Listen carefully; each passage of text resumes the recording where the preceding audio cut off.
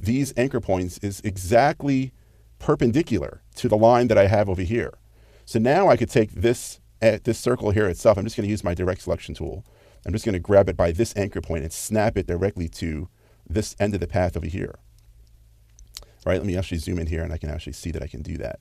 Illustrator's cursor will turn white when I have both anchor points exactly aligned to each other. So now I have a beautiful, curve that's going to go straight from my line segment that I've drawn directly into the curve, and it'll be a perfect curve in this way. So now what I could do is I could get it so that I want the actual curve to look just the way that I am looking for here. So let's actually drag this just a little bit more. I want some more kind of bend to it. Let's say something just like that. Beautiful. So because I have the line that I've created, I can do the following. I can also take my scissor tool, right? Just hit the C for the scissor tool or cut. I'm just going to click right there on that guide that I've drawn. So now I can go ahead and I could select these other parts of the path. I just click this and hit delete, and then let's go ahead and now delete this part as well. So now I have created a perfect point here, and I can just simply click and drag to marquee select these areas and press Command J to join them. And I have a beautiful smooth connection between those two lines that are right there. So that's this part of A over here. How am I going to join these two parts? Again, this is what I love about the Shape Builder tool. It works on so many different things. Just click and drag for these to select these two areas, Shift M, and then Option drag across the parts that I don't want. And it's automatically connected now, just like that as well. I can take these two pieces and connect those, Command J, beautiful. So now I'm coming over here to the bottom. I want to connect, let's say, this part here as well. So what I could do, there's several ways to do this. There's no one right way or anything else like that. What I could do is I could take, let's say, this line right here, click over here, hold down my shift key here, and then click again so I get another anchor point somewhere about over here. And then I'm going to come to over here, and because I have smart guides turned on again, my cursor is going to snap to that path. And let's say I want to come up just about over here, click and drag upwards. And again, the smart guides is going to force Illustrator to snap the control handle to the same 290-degree angle that I created of this line right here. And obviously when I drew my sketch, I wasn't getting a really nice smooth curve. Here inside of Illustrator, I can do much better. And that looks beautiful right there, perfect. So now what I could do is once again, select these paths that I have here. The Shape Builder tool only works on artwork that's selected. So now that I've selected these paths, even if I may touch the moon shape, because the moon shape is not selected, the Shape Builder tool ignores it. Shift M for the Shape Builder tool, Option drag over these parts that I don't need. And I can actually just go ahead now and click and drag with the Shift key across all these to combine them together. So now I have basically created the entire part of the A, just to drag it over here so you can see it, with perfect anchor points just the way that I want it. So now what I'm going to do is, again, remember I needed to have two halves to the A. I'm going to tap the O key on my keyboard. O is the reflect tool. And I could, let's say, zoom in a little bit closer here. The way the reflect tool works is that you click on one point where you want the reflection to occur. We refer to this as the origin point. I click here once, and then I move my cursor away from that, and I hold down the Shift key and I drag. And that allows me to create now a complete opposite on this side. I just realized I need to hold down the Option key when I do that, because that way I want to create a copy. So Shift, drag, and also hold down the Option key. You can see now that my cursor has like a little double arrow, a black and a white arrow. That means I'm creating a copy. And now I release the mouse. And now I have the pieces that I need. I'm simply going to go ahead now and leave them colored as they are, because I want to start working on the spaceship and the other parts of this as well. So now let's talk about the swoosh itself that's kind of coming from behind the planet and across over here as well. Let's see how we create that. Again, I'm going to go to my ellipse tool. I'm going to position this in the center over here.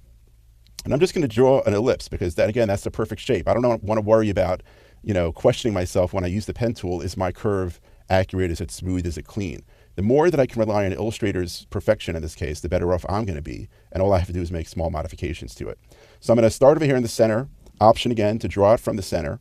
I don't want to hold the Shift key down because I want this to be an oval. And I'm going to choose a shape about, let's say, just like this and just like that. That looks pretty good right there. And I'm going to tap the R key to rotate this. Now, by default, Illustrator sets the origin point of the rotation to the center, which is fine.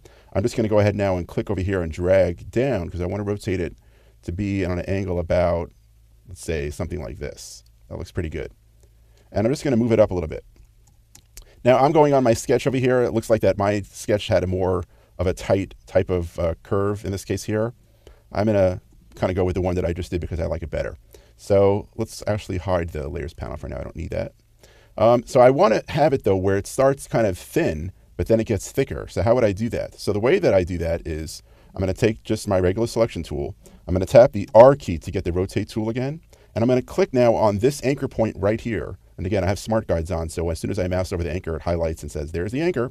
If I click on this right now, I am setting the origin point, meaning I'm setting the rotation area to basically hinge on this one area. So now I can go ahead and I can hold down my Option key and drag upwards a little bit. And I create something like this, right? Let's go ahead and maybe create something a little bit thicker, maybe something like that. Now, what I can do also is I can create 3 of them. I'm actually going to create 3 of them. So I'm just going to Option drag up about halfway to about, let's say, here. That looks about pretty good.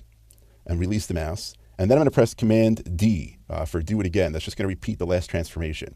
So now you can see it kind of have a thick part here. It gets thin, and then it gets thick again as it kind of swoops up to this part of the A.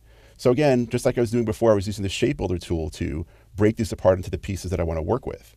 So there are several things that I can do. I want this to kind of have more of a pointy part to this. So I'm going to take my pen tool here. I'm just going to draw a regular basic shape. I'm going to start here. I'm just going to draw a shape, let's say, to here, and then to here, something like that, because I just want to get some kind of a point. When you're using the Shape Builder tool, I just want to have some kind of path that will tell Illustrator where to sever or cut that path when I'm working with it. So that's one area that I'm going to work with over here. I also need to just completely remove the parts that are going to be on this entire aspect of it. So I'm just going to draw a line just right here. Actually, let me undo that. I need to Command click here to deselect, and then go ahead and draw a line right there. And I'm also going to have to cut it in another area because I want the line to kind of start behind here and then come around here on the front. So in order for me to do that, I'm just going to probably cut it here as well. So I'm just going to choose a line. That's going to go from here.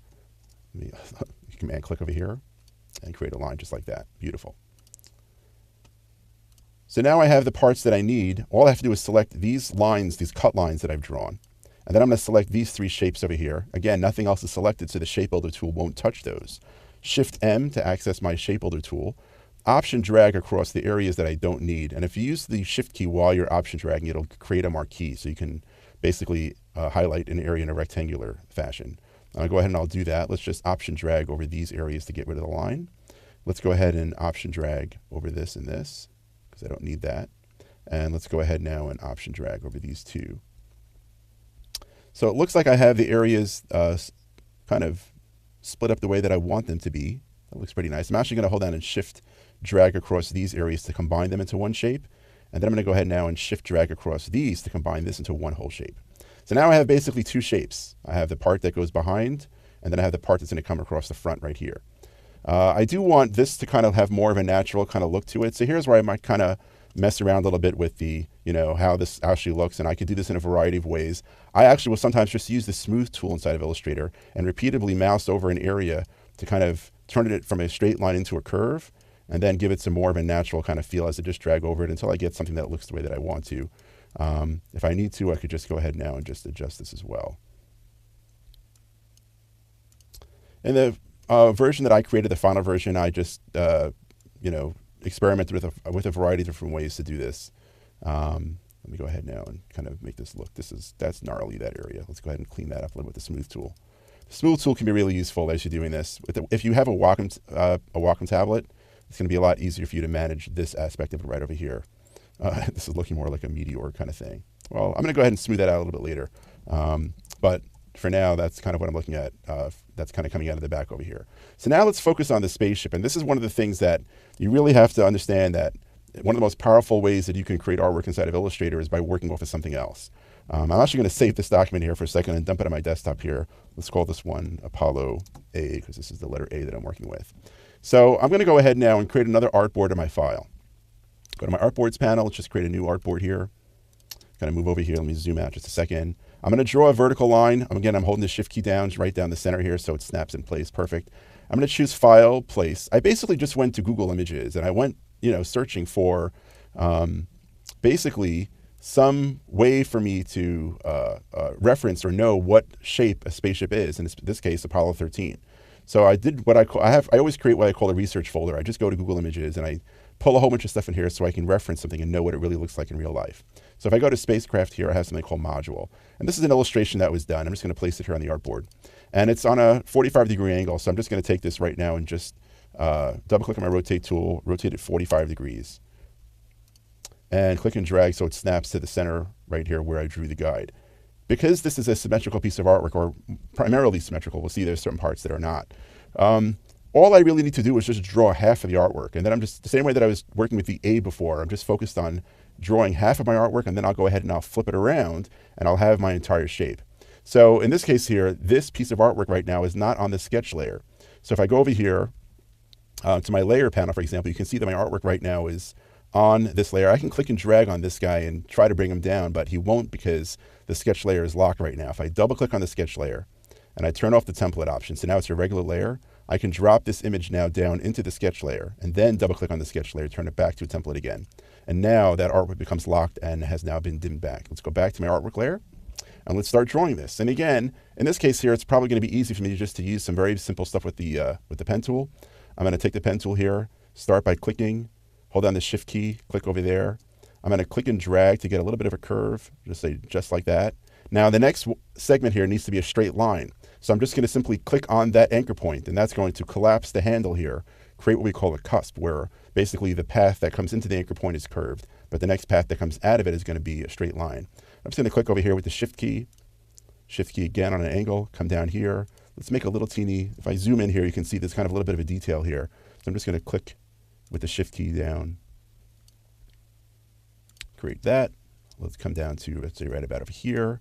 Now you'll notice that one side of the lem or the lunar module here is a little bit different. I'm going to press D, by the way, because I want a black line here, but I don't want the white fill. So again, the slash key is going to go ahead now and get rid of the white fill. I'm just going to go ahead now and just kind of wing it here. No one's going to know the detail about this piece of machinery right here. So I'm actually going to add this part later. So I'm just going to simply click down here. And this is one of the most beautiful things about working with Illustrator and creating anything that's illustrative, in my opinion, is that you control what the look of this artwork is going to be.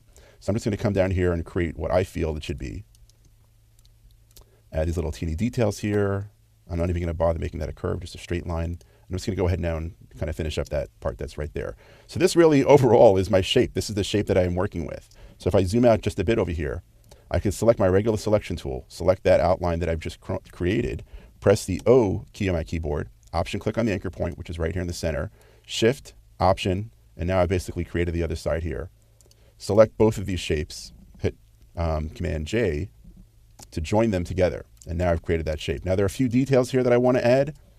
So here's one of them, for example. I want to create these windows. Here I'll use the pen tool, just click 3 times, create a basic window here. I want this window to be on this other side also. I could have, by the way, I should have done this all before I flipped it over. But I'll just go ahead now and hit the O key, click right over here, and then flip it. Let's actually select the entire shape. Hit O, set my origin point, option, shift. Bring that window over here. Let's focus on some windows on this part of the spaceship as well. I'm just going to use a regular rectangle tool here for a second. Click and drag. And then you could use the share tool. There's like all these different tools inside of Illustrator. It's actually right over here. And I can just click to set an origin point, and again, shift and drag to kind of bring it in just a little bit. Let's use my regular selection tool here. Select just this part. And bring it in so we can see a little bit of an angle, just like that. Again, O, set my origin point, do reflection. So now it's reflected on that side. Now these windows over here are going to be a little bit different. So I'm just going to take a regular rectangle tool, click and drag, make a rectangle, option drag to about over here. I don't want these to be too close to each other because this piece of artwork is actually going to be reduced to be very, very small. So I want to make sure that there's enough space in between all of my shapes. Otherwise you're going to close up and you won't see anything there as well. So let's go ahead and do something like this. So now I've created those basic windows. Let's zoom out just a little bit. And I want to add some other details, especially over here to the lunar module to make it more interesting. And I also have to add the legs here as well. So I'm just going to add some basic shapes over here. Again, I don't want to do anything too crazy here, so we don't worry too much about detail. I'm just going to go ahead and add some shapes like this. And then I'll go ahead now and I'll add a shape here.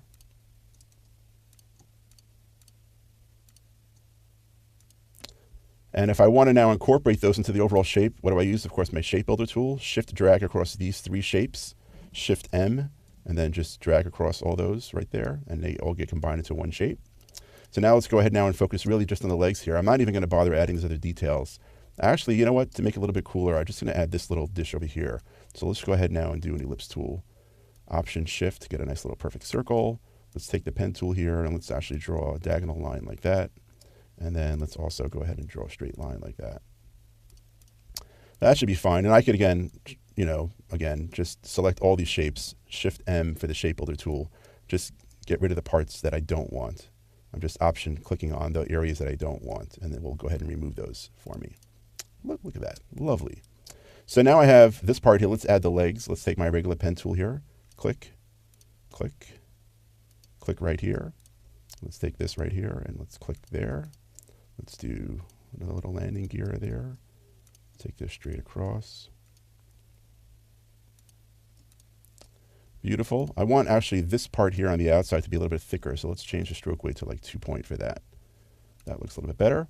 Now for the bottom here of the feet, I can use an ellipse tool to option drag just like that, let's say. And then just use my direct selection tool, select the top anchor point, delete, and then Command J to go ahead now and join it so I get that. I'm going to hit Shift X, because notice now right now that my fill is none and my stroke is black. X toggles the focus between the two. Shift X actually swaps the fill and stroke colors. So now I've created something like that. We can nudge this up just a drop to make it look like it's attached. And we actually need to do this for the other side as well. And I'm going to need one of these guys over here in the center, because I have my smart guides and my rule here down the middle. The guide, it snaps right to the center. Let's actually add a stroke right up here. And this stroke needs to be 2 points also. Shift X, because I want it to have a black stroke. Let's go ahead and select it.